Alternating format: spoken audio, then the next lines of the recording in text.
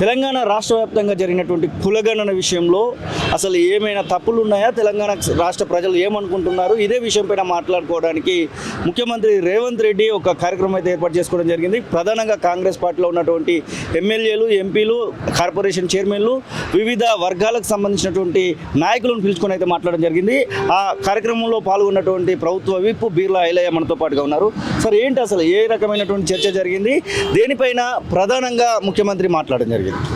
కులగణన దేశానికే రోడ్ మోడల్గా తెలంగాణలో చేసింది కాబట్టి గత బ్రిటిష్ పాలనలో 1991 తర్వాత 1931 తర్వాత ఏ ప్రభుత్వం కూడా చేపట్టలేదు. ముఖ్యంగా దేశంలో మోడీ ప్రధానిగా బీసీ అని చెప్పుకుంటాడు, కానీ మరి బీసీ ఎక్కడ కూడా కులగణన చేయలేదు. బీసీలకు మేమెంతో మాకంత వాటర్ రావడానికి కూడా అక్కడ బీజేపీ కానీ బీఆర్ఎస్ కానీ రెండు కూడా విఫలమైనవి. కాబట్టి మా గౌరవ భావి ప్రధాని రాహుల్ గాంధీ గారి ఆలోచన విధానాన్ని తెలంగాణలో గౌరవ ముఖ్యమంత్రి రేవంత్ రెడ్డి గారు ఇంప్లిమెంట్ చేసాడు. దీన్ని ప్రతిపక్షాలు జీర్ణించుకోలేక బీసీలంతా కూడా బీసీలకు కాంగ్రెస్ పార్టీ పెద్దపీట వేసింది. కులగణన చేస్తే మేమెంతో మాకంత వాటర్ రేపు అడుగుతారనే ఉద్దేశంతో ప్రతిపక్షాలు అట్లా గగ్గోలు పెడుతున్నారు. కానీ ఇలా మా గౌరవ ముఖ్యమంత్రి కూడా ఎక్కడికక్కడ మాకు సూచనలు దిశానిర్దేశం చేసిండు.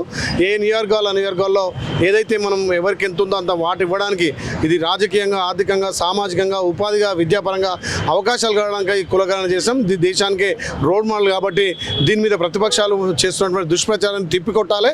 ఎక్కడ కూడా వాళ్ళ తను ఏమి ఆధారాలు ఉన్నాయి, వాళ్ళు ఆధారాలు బట్టి మాట్లాడాలని ఎక్కడ కూడా వాళ్ళు కులగణన చేయలేదు ఇంతవరకు. వాళ్ళు తన ఆధారాలు ఎక్కడున్నాయి అని చెప్పి మాకు దిశానిర్దేశం చేసిండు.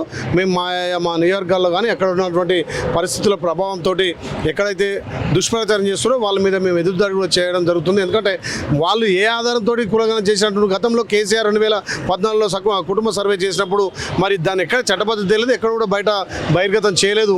మరి దాన్ని ఏదో ఆధారంగా చేసుకొని దాంట్లో లెక్కలు లేదని బట్టి ఇవాళ మేము ఇంత పారదర్శకంగా 50 రోజులు కనీసం 1,03,000 మందితోటి ప్రభుత్వ ఉద్యోగులతో సర్వే చేసి ఒక పారదర్శకంగా చేసి దేశానికి ఆదర్శంగా చేస్తే దీన్ని తప్పుపట్టే కార్యక్రమం కొన్ని ప్రతిపక్షాలు చేస్తున్నారు. కాబట్టి ప్రతిపక్షాలు ఏ గగ్గోలు పెట్టినా మేము చట్టబద్ధత చేసి రేపు అసెంబ్లీలో తీర్మానం చేసి కూడా ఢిల్లీకి పెద్దలకు పంపడం జరుగుతుంది. అసెంబ్లీలో మీరు ఏదైతే కమిషన్ యొక్క నిర్ణయాన్ని బయటపెట్టినటువంటి నేపథ్యంలో చాలా వరకు బీసీల యొక్క సంఖ్యను తగ్గించారు, బీసీల లెక్కను తగ్గించారు, ఓసీలకు సంబంధించినటువంటి లెక్కను పెంచారంటూ చాలా మంది మాట్లాడుతూ ఉన్నారు. దాని విషయంలో ఏమైనా చర్చ జరిగిందా?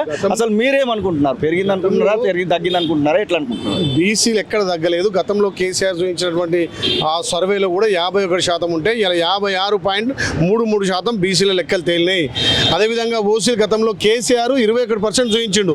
మరి మా గౌరవ ముఖ్యమంత్రి రేవంత్ రెడ్డి గారి నాయకత్వాన్ని మేము చేసిన లెక్కలలో 15%గా ఓసీలు చూపించింది. బీసీలు తగ్గించారు, ఓసీలు పెంచడానికి వాళ్ళకి ఏ రకంగా ఆధారాలు ఉన్నాయి? ఏదో నిరాధారమైనటువంటి ఆరోపణలే తప్ప వాళ్ళ తాన ఏ రకంగా ఆధారాలు లేవు. ఇవాళ బీసీలంతా కూడా పెద్ద ఎత్తున ఇది రాజకీయంగా, ఆర్థికంగా, సామాజికంగా, విద్యాపర, ఉపాధి పరంగా యూజ్ అవుతుంది బీజేపీకి అని చెప్పి బీసీలంతా కాంగ్రెస్ ఓన్ చేసుకుంటారనే ఉద్దేశంతో ఈ ప్రతిపక్షాలు దుష్ప్రచారం చేస్తూ దాన్ని ప్రజలంతా తిప్పికొడతారు. 3.1% ఇంకా మిగిలి ఉన్నట్టుగా మీరు అసెంబ్లీలో ప్రకటించడం జరిగింది. ఈ 3.1% పాల్గొంటూ ఉన్నారా? ఇప్పుడు సమయం ఇచ్చారు కదా మీరు.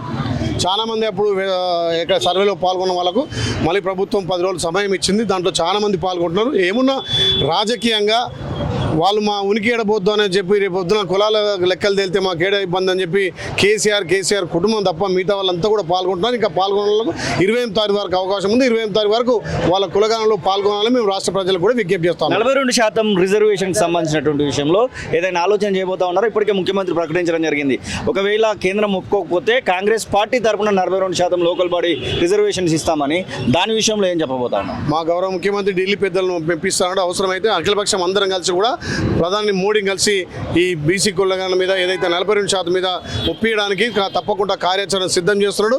మేము ఆ లోపు కనుక స్థానిక సంస్థ వస్తే మా పార్టీ కూడా 42% తప్పకుండా బీసీలకు ఇవ్వాలని ఒక నిర్దేశం చేసింది. తప్పకుండా ఢిల్లీ పెద్దలు మెప్పించి 42% బీసీలకు ఇస్తాం.